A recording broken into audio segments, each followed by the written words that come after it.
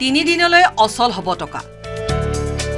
বৃহস্পতিবাৰৰ পৰা আৰম্ভ ঐতিহাসিক জোনবিল মেলা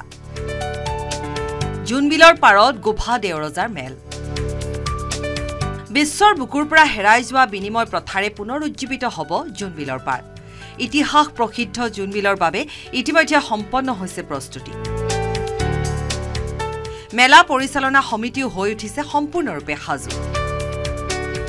কালিৰে পৰা আমাৰ ত্ৰিদিনীয়া কাৰ্যসূচীৰে পৰম্পৰাগত জোনবিল মেলা অনুষ্ঠিত হ'ব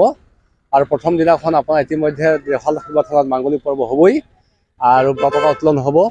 আৰু পতাকা উত্তোলন কাৰ্যসূচীটো আমি বিশিষ্ট ব্যক্তিসকলক আমন্ত্ৰণ জনাইছোঁ আৰু সেই দিনাখন আমাৰ কি কয় অপেনিং চেৰিমনি এবাৰ আমাৰ সৌভাগ্যৰ কথা অপেনিং চেৰিমনিতে আমাৰ জনপ্ৰিয় মুখ্যমন্ত্ৰী ডক্টৰ হিমন্ত বিশ্ব শৰ্মা আমাৰ ইয়াত উপস্থিত হ'ব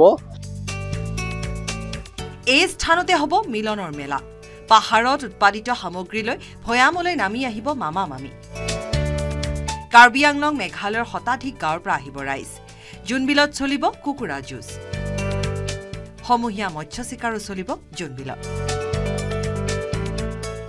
22 গৰাকী তিৱা ৰজা উপস্থিত থাকিব তাতে তেখেতে তাত ৰাজভাতা প্ৰদান কৰিব ইতিমধ্যে আমাৰ মুখ্যমন্ত্ৰী মহোদয় যোৱা সময়ত আমি লগ কৰি পেলাই মানে ইতিমধ্যে দিয়াৰ সিদ্ধান্তটো হৈ গৈছে আৰু লগতে ৰাতি সাংস্কৃতিক অনুষ্ঠান হ'ব আৰু সেই দিনাখনে আমাৰ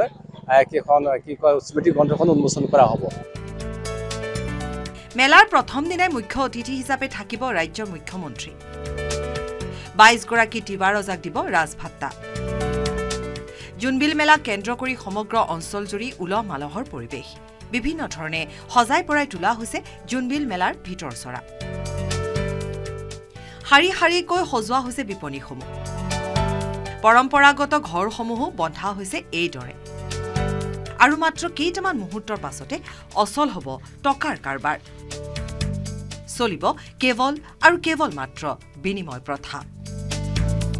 জাগিৰোডৰ পৰা অজয় পালৰ report news 18 Assam north east